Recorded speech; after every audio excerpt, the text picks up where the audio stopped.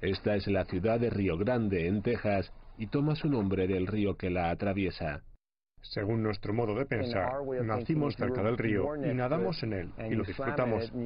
Discurre a través de nosotros, todos y cada uno de nuestros días. Durante 7 años, Rubén Villarreal se desempeñó como alcalde de Río Grande, la mayor ciudad del condado de Starr. El río junto al que se crió ha sido un símbolo de esperanza por generaciones. Cruzarlo desde México significaba la oportunidad de una vida mejor en Estados Unidos. Ahora, décadas de migraciones hacia el norte han dado paso a un histórico cambio demográfico. Texas se encuentra cerca de convertirse en el primer estado con una población de mayoría hispana. ¿Habrá algún cambio a raíz de esta situación? ¿Cambiará la política? ¿Cuál podría ser la diferencia? Bueno, se lo preguntan a alguien que vive en una comunidad predominantemente hispana, por lo que para mí no cambiará nada. Ivette Gaitán radica en el condado de Starr, cuya población oscila en torno a 65.000. Cuando dice predominantemente hispana, no lo dice en tono de broma, pues el 98% de los habitantes son de origen hispano. Buenos días, good morning. Se trata del mayor porcentaje entre todos los condados del país.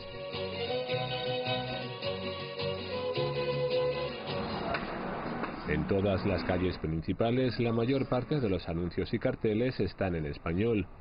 El condado de Starr, junto con las comunidades vecinas de Mission, McAllen y Brownsville, todas ellas con una alta concentración demográfica de latinos, son la razón principal de que Texas pronto disponga de una mayoría hispana. El mayor desafío será que los hispanos comprendan que ahora cuentan con el arma necesaria para ejercer un cambio para bien, un arma que pueden utilizar en pro de cambios necesarios. Y existe una necesidad de cambios positivos en la población hispana de Texas. Este banco de alimentos en la localidad tejana de Farr sirve a personas de bajos recursos en 3 condados limítrofes y cada año el número de personas que lo necesitan va al alza. Ruby Martínez es gerente de comunicaciones.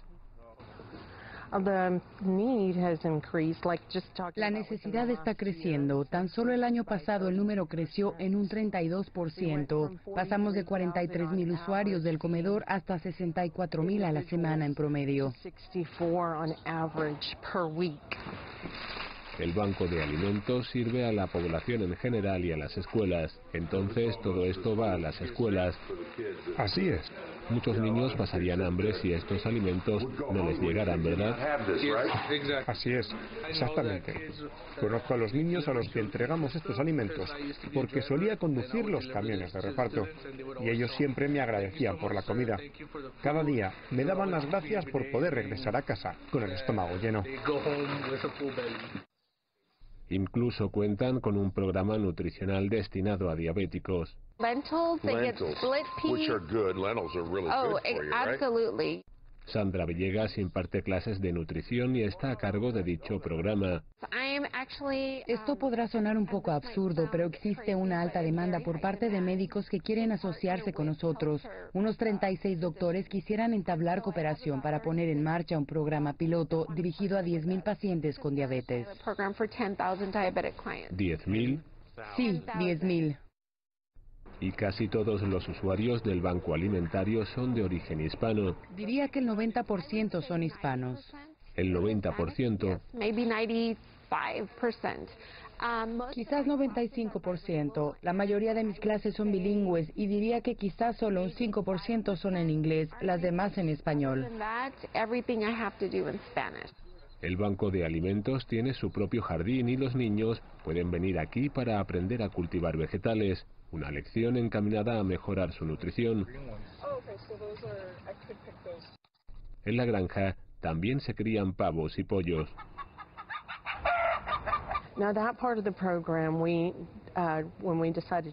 Decidimos incorporar esto a nuestro programa porque nos donaron varios pollos. El gerente de la granja los aceptó y ahora todos los días tenemos huevos frescos que les damos a nuestros clientes.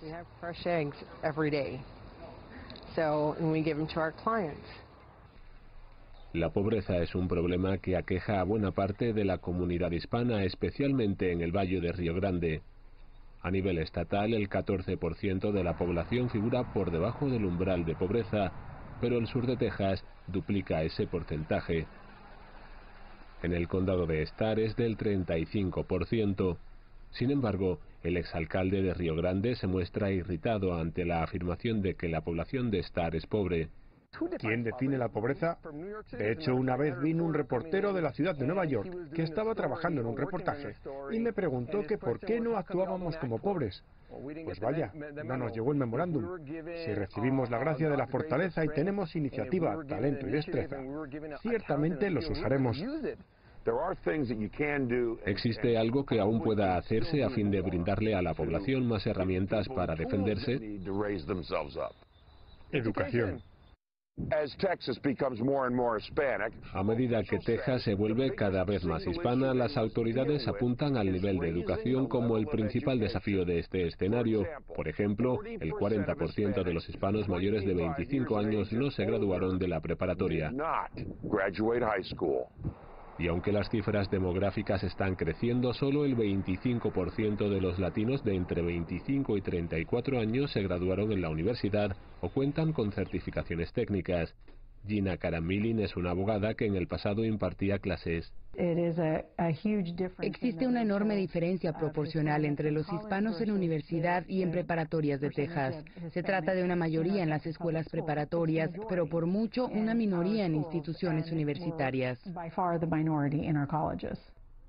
Y en condados como el de Starr, donde los hijos de Ivette Gaitán cursan sus estudios, casi todos los alumnos son hispanos.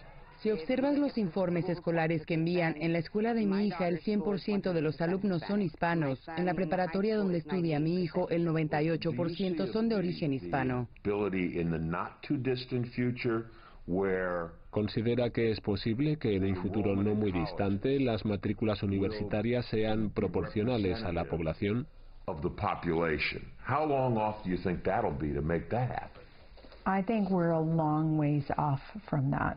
Creo que estamos muy lejos de algo así, pero eso no significa que no debamos esforzarnos por lograr que las matrículas reflejen el estado de la población.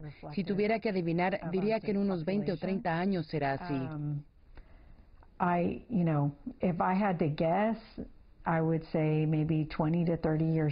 Una de las consecuencias es que los trabajos mejor pagados terminan en manos de otras personas. Ellos no están recibiendo la educación superior necesaria para un mejor empleo.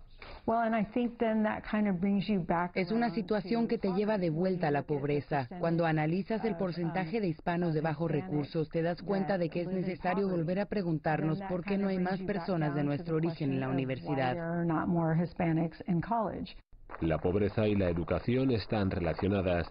Si alguien vive en estado de pobreza, el camino hacia el éxito educativo es mucho más arduo. Uno pensaría que el creciente número de hispanos podría obligar a que durante las elecciones los candidatos prestaran más atención a sus necesidades, pero si no votas, nadie te escucha. Para que la población hispana tenga realmente una voz en Texas, tenemos que votar, pero generalmente nuestra gente no sale a emitir su voto. Es posible que los hispanos no salgan a votar en 2020, pero en 2024 quizás sí sea así. En ese caso atestiguaremos un enorme cambio en la actitud de los hispanos, que saldrían a votar a montones. Fernanda Mandi, de la encuestadora Miami Pollster, coincide con esa afirmación. Ya sea a nivel local, estatal o federal, conforme pasa el tiempo, veremos a cada vez más hispanoestadounidenses guiar las políticas. Creo que así será, especialmente cuando los políticos los hagan darse cuenta del poder que tienen. Una vez que tienes acceso a ese poder, es imposible dejar de pensar que se puede hacer algo para influenciar los asuntos que más preocupan a la comunidad.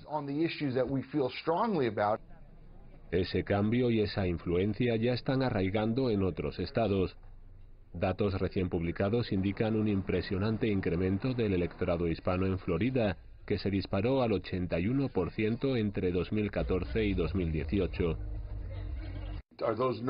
¿Crees que estas cifras se traducirán en 2020 en altos números de hispanos en las urnas en general y de jóvenes en particular? Hay un mayor entusiasmo e interés, de una manera inédita en años anteriores. Creo que esto se reflejará y dará paso a un número récord de votantes hispanos en todo el país, no solo en Florida. Amandi apunta que en Florida los candidatos a cargos políticos ya no pueden ignorar el poder del voto hispano. No creo que ellos tengan ninguna otra opción. Si no los escuchan, corren el riesgo de ignorar a toda Florida. Y si eres candidato a la presidencia e ignoras a Florida, perderás la oportunidad de llegar a la Casa Blanca. En Texas, el poder del voto es una lección que todavía está en proceso de aprendizaje, aunque el énfasis aún no es el suficiente. En las escuelas públicas somos mayoría, mientras que en el estado ya casi lo somos. Pero ¿por qué todavía no hemos empezado a enseñarle a nuestros hijos la importancia de hacer escuchar su voz, puesto que ellos constituirán la mayoría de nuestro estado en un futuro muy cercano? Es sábado por la tarde y en la Basílica de Nuestra Señora de San Juan del Valle la misa está a punto de comenzar. Casi todos los fieles son hispanos y muchos de ellos cantan al unísono con una banda de mariachi.